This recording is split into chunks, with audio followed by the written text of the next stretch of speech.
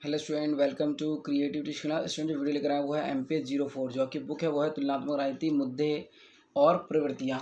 English में जो है कॉम्परेटिव पॉलिटिक्स जो बुक है, इशू एंड ट्रेंड्स वाली।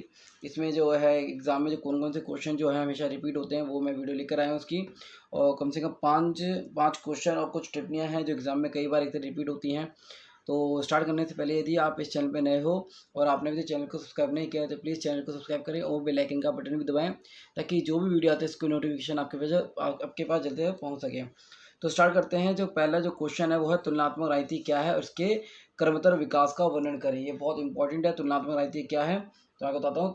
राजनीति विज्ञान की एक शाखा, एक विधि है जो तुलनात्मक अध्ययन पर आधारित है।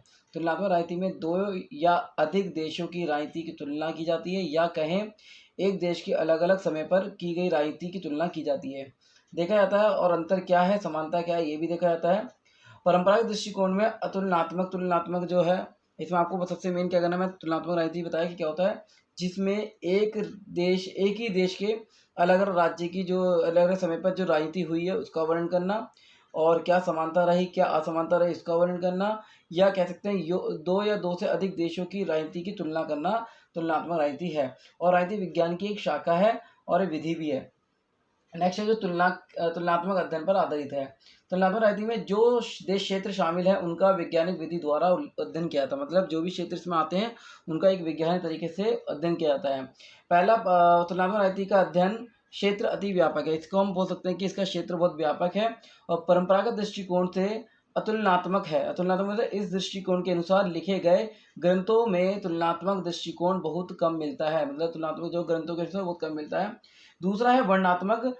तुलनात्मक और राजनीति एक वर्णनात्मक है, मतलब वर्णन के आधार पर हमें इसके बारे में पता चलता है। और प्रबंधनात्मक क्या होता है, प्रबंध मतलब कि इसके राजनीति से संस्थाओं अथवा अवस्था का अध्ययन किया जाता है। मतलब इसमें प्रबंधक जो है, जो आपका प्रबंधात्मक जो है, इसके राजनीतिक व्यवस्था की राजनीति और संस्थाओं अथवा अवस्था का अध्ययन किया जाता है। तो इसमें मैंने आपको तीन बताया। पहला आपको बताया मैंने अतुलनात्मक, दूसरा वर्णनात्मक और प्रबंधनात्मक।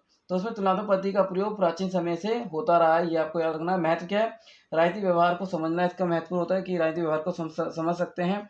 और दूसरा है राजनीति को वैज्ञानिक स्वरूप प्रदान करना। तीसरा प्रचलित राजनीतिक और सिद्धांतों की प्रामाणिकता जो है उसको परखना कि क्या प्रामाणिकता थी, उसको देखना, जांच करना। नेक्स्ट, तुलनात्मक राजनीति की प्रकृति संबंधित दो मत हैं। पहला है लंबात्मक। इसके अंतर्गत इस अवधारणा को समर्थकों का मानना है कि तुलनात्मक राजनीति एक ही देश में विभिन्न स्तरों पर स्थापित सरकारों और उनके प्रभावित करने वाले राजनीतिक व्यवहारों का अध्ययन किया जाता है। अनुप्रस्थ या क्षैतिज बोल सकते हैं इसका।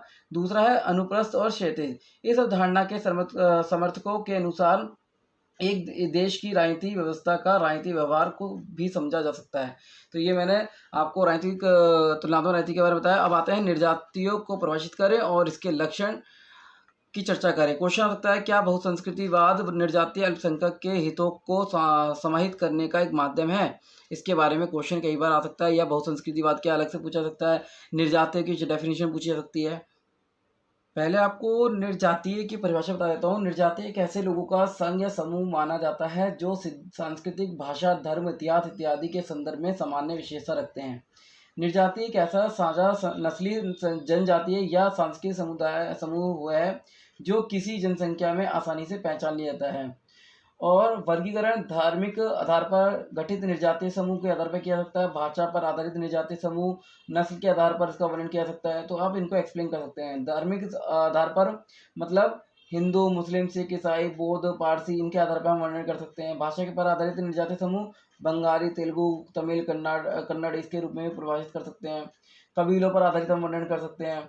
नेक्स्ट जो है भारतीय राजनीति को प्रभाव क्या पड़ते हैं इस पे, सांप्रदायिकता के रूप में, जातिवाद के रूप में, क्षेत्रवाद के रूप में, छात्र संगठन के रूप में प्रभाव पड़ता है। नेक्स्ट है, इसमें क्वेश्चन दिया गया है, क्या बहुसंस्कृतिवाद निर्जातीय अल्पसंख्यकों के हितों को समाहित करने का माध्यम है? तो इसमें लिख सकते हैं, बहुजातीय संस्कृति को स्वीकृति देना या बढ़ावा देना यह एक विशेष स्थान की जनसांख्यिकीय बनावट पर लागू होता है। आमतौर पर यह स्कूलों और व्यापारों, पड़ोस, शहरों, राष्ट्र जैसे संगठनों स्तर पर होते हैं। और बहुसंस्कृति के बाद केंद्र के रूप में कोई विशेष जाति, धार्मिक समूह अथवा सांस्कृतिक समुदाय को बढ़ावा दिए बिना विशिष्ट जातीय और धार्मिक समूह के लिए विस्तारित न्याय समस्त मूल्य के स्थिति का समर्थन करते हैं। बहुसंस्कृतिवाद के समर्थकों द्वारा इसे एक बेहतर प्रणाली के रूप में देखा गया है, जो किसी समाज के भीतर लोगों को उनके अस्तित्व को वास्तविक रूप से पहचान और अभिव्यक्त करने की अनुमति देता है, जो ज़्यादा सहनशील होते हैं। बहुसंस्कृतिवाद की आलोचना करने से पहले इस शब्द को परिभाषित करना बहुत महत्वपूर्ण है। तो ये देखा जाता है, बहुसंस्कृति शब्द का इस्तेमाल विभिन्न तरीकों से किया जाता है। वर्णनात्मक और मानक दोनों तरह से किया गया। वर्णनात्मक शब्दों के रूप में मतलब इसका वर्णन किया जा सकता है। सांस्कृतिक विविधता के उल्लेख में इसे लिया गया है। और एक मानक शब्द के रूप में बहुसंस्कृतिवाद एक सकारात्मक समर्थन है। और इसके ऊपर और भी आप एक तरीके एक्सप्लेन कर सकते हैं। तो ये बहुत इंपॉर्टेंट टॉपिक था, मैंने आपको समझाया। नेक्स्ट जो क्वेश्चन आता है वो राज्य की उत्पत्ति के विविध सिद्धांत की चर्चा अथवा आधुनिक राज्य में गांधीवादी परिप्रेक्ष्य का वर्णन करने के लिए क्वेश्चन आता है। यह क्वेश्चन आता है गांधीवादी परिप्रेक्ष्य का वर्णन करें राज्य के, तो वो अलग से क्वेश्चन आप एक्सप्लेन कर सकते हैं। अब जो राज्य की उत्पत्ति के विभिन्न सिद्धांत जो है मैं राज्य का बता दो। राज्य उस संगठित इकाई को कहते हैं जो एक शासन के अधीन होती है। अरस्तु ने कहा है कि मनुष्य एक सामाजिक प्राणी है और वह समाज के बिना जीवित नहीं रह सकता। और मानव की इस प्रकृति ने राज्य के विकास में महत्वपूर्ण योगदान दिया है। राज्य का विकास मानव के विकास के साथ देखा जाता है, क्योंकि मानव जैसे मानव का विकास हुआ वैसे ही राज्य का विकास हुआ, वरना राज्य का कोई नाम नहीं था, राज्य विहीन था। तो राज्य विहीन था और राज्य का गठन जो है वो मनुष्य के एक तरीके से विकास, क्रमिक विकास से हुआ। और धीरे धीरे जब एक और वर्ग संघर्ष के रूप में भी देखा जाता है। तो मार्क्सवादी का अभी जो कहना है वो बोलते हैं कि वर्ग संघ के आधार पर राज्य का एक तरीके से निर्माण हुआ है।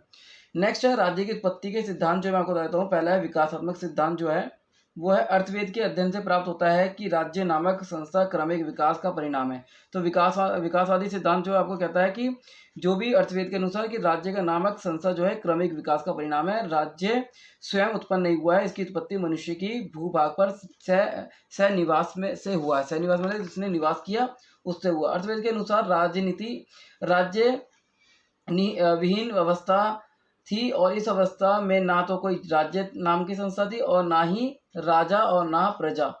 नेक्स्ट है सामाजिक समझौते के सिद्धांत, जिसमें Hobbes, John Locke, Jean Jacques Rousseau के महत्वपूर्ण योगदान रहा। सामाजिक समझौते के सिद्धांत ने 17वीं शताब्दी में राजनीतिक चिंतन को व्यापक रूप से प्रभावित किया है। इस सिद्धांत ने शासक और शासित के संबंधों को पुनः स्थापित किया है और शक्ति अथवा युद्ध मूलक सिद्धांत के रूप में भी देखा जाता है। नेक्स्ट गांधीवादी परिप्रेक्ष्य आ सकता है। तो गांधीवादी परिप्रेक्ष्य में लिख सकते हैं कि गांधी एक विशेष क्रांतिकारी थे जिन्होंने एक तरीके देश के लिए काम किया। महात्मा गांधी ने सत्य और हिंसा का मार्ग अपनाकर भारत को स्वतंत्रता दिलाई और राजनीतिक विचारकों का मत था कि लक्ष्य को प्राप्त करने के लिए विभिन्न साधनों का प्रयोग किया गया और उन्होंने सत्य, हिंसा, सत्याग्रह, असत्य साधन को अपनाया। उनकी कल्पना एक राम राज्य की स्थापना करना था। मार्क्स वर्ग संघर्ष में विश्वास रखते थे और जबकि गांधी जी जो थे वर्ग सहयोग पे विश्वास रखते थे। परिप्रेक्ष्य के क्वेश्चन एक तरीके एग्जाम में आ सकता है। नेक्स्ट है भूमंडलीकरण पर भूमंडलीवादी और संशयवादी परिवर्तनवादी स्थिति का वर्णन करने के लिए क्वेश्चन आता है और राज्य पर क्या प्रभाव पड़े इसके क्वेश्चन एग्जाम में आता है। जो भूमंडलीय क्वेश्चन है पहले तो उसके समझना बहुत जरूरी है कि भूमंडलीकरण पूंजीवादी ऐतिहासिक क्रिया का लक्ष्य उत्पाद है जिसका आरंभ यूरोप के औद्योगिकरण से हुआ और बाद में पूरे विश्व में फैल गया। और ये जो था कुछ विद्वानों ने कि आर्थिक भूमंडलीकरण सामाजिक और राजनीतिक संगठनों द्वारा अंतर्राष्ट्रीय नागरिक समाज तथा राष्ट्रीय राज्य और सरकार के नए नए स्वरूप उत्पन्न कर रहा है और इसको एक तरीके वैश्वीकरण के नाम से भी जाना जाता है। तो वैश्वीकरण क्या है तो वो भी आप इसमें एक्सप्लेन कर सकते हैं कि वस्तु या सामानों का एक स्थान से दूसरे स्थान जाना, विचारों का, वो सब क्या भूमंडलीकरण कहलाता है। और राज्य जो है इसमें राज्य के आंतरिक आर्थिक क्षेत्र में तो भूमंडलीकरण का प्रभाव पड़ा। जैसे भारतवर्ष में सोना, चांदी, शेयर मार्केट के भाव संयुक्त राज्य अमेरिका व लंदन के भाव पर निर्भर करते हैं, परंतु राजनीतिक सामाजिक क्षेत्र पर इसका प्रभाव नहीं पड़ा है।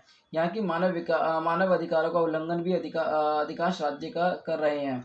नेक्स्ट इसमें कि मार्क्सवाद का प्रभाव कम हो जाने पर क्या हुआ है, मार्क्सवादी विचारधाराओं ने नए राजनीतिक सिद्धांत पर धारणाओं को विकसित की है और उन्हें नव मार्क्सवाद का कहा गया। इसको मतलब उन्होंने एक तरीके से विचार रखा, उसको नव मार्क्सवाद कहा गया। इसमें एक तरीके से लक्ष्य क्वेश्चन आ सकता है। और इसमें सबसे मेन भूमंडलीकरण क्या है, उसकी डेफिनेशन आप इसको बना के लिख सकते हैं। संचार पे क्या प्रभाव पड़ा, प्रौद्योगिकी पर क्या क्या प्रभाव पड़ा, व्यापार पे क्या प्रभाव पड़ा, नौकरी पर क्या प्रभाव पड़ा, तो आप इसको एक्सप्लेन कर सकते हैं। नेक्स्ट जो क्वेश्चन है वो है बहुराष्ट्रीय निगम क्या है, वैश्वीकरण के दौर में इनकी भूमिका तथा अल्प विकसित विकास को कैसे स्थायी बनाए रखा है, तो इसका वर्णन करने के लिए एग्जाम में क्वेश्चन आता है, ये भी बहुत इंपॉर्टेंट है। जो बहुराष्ट्रीय निगम जो होते हैं मैं आपको बताता हूँ, आजकल विश्व में बहुराष्ट्रीय निगमों को बोलबाला है और ये बहुराष्ट्रीय निगम विभिन्न देशों में शाखाएं खोलकर विश्व अर्थव्यवस्था पर अपना स्थान बनाकर राष्ट्रीय सरकारों की आर्थिक शक्ति को चुनौती देते हैं। कुछ अर्थशास्त्रियों का विचार है कि बहुराष्ट्रीय निगम शोषण तो करते हैं, उनका कथन है कि यह विश्व अर्थव्यवस्था को संचालित और कार्यान्वित भी करते हैं। बहुराष्ट्रीय निगमों का अंतर तेजी से विकास भूमंडलीकरण के कारण हुआ है। कुछ विद्वानों का मत है कि इनके द्वारा व्यक्ति को उत्तम वस्तुएं मिलती हैं, देश का आर्थिक विकास होता है और अंतर्राष्ट्रीय को बल मिलता है। बहुराष्ट्रीय निगमों पर यह आरोप लगाया जाता है कि ये इसके द्वारा राज्यों की संप्रभुता कम होती जा रही है। बहुराष्ट्रीय निगम जिस देश के होते हैं वह उनके मुख्यालय जहाँ पर होता है वो उनके एक तरीके से उनकी मतलब जो उनके आज्ञाओं का पालन करते हैं, परंतु ये राज्य की आज्ञाओं का पालन नहीं करते हैं। लाभ क्या है, आर्थिक विकास, नौकरी प्राप्त कर मतलब नौकरियों में सहायता, उत्तम वस्तुएं मिलती हैं, प्रौद्योगिकी का विकास और शक्ति प्रदान एक तरीके से होती है। तो बहुराष्ट्रीय जो निगम है क्वेश्चन छोड़ के नहीं आना है आपको, इसका शॉर्ट तरीके से आप एक्सप्लेन कर सकते हैं, जैसे मैंने बताया आप इसको भी एक्सप्लेन कर सकते हैं। नेक्स्ट जो क्वेश्चन आ सकता है वो टिप्पणी के बेस पर आ सकता है, नागरिक समाज क्या है, फांसीवाद क्या है, और संघवाद और कॉन्सोशियलिज्म क्या है, इसके बारे में आ सकता है, यूरोपीय संघ के बारे में आ सकता है, दबाव समूह के बारे में आ सकता है, मानव विकास के बारे में, आत्मनिर्णय के बारे में। तो ये क्वेश्चन ऐसे हैं जिनके बारे में एग्जाम में कई बार रिपीट होते हैं क्वेश्चन। तो ये मैंने आपको शॉर्ट तरीके से बताया। उम्मीद करता हूँ वीडियो अच्छी लगी, इसको लाइक और शेयर जरूर करें। धन्यवाद।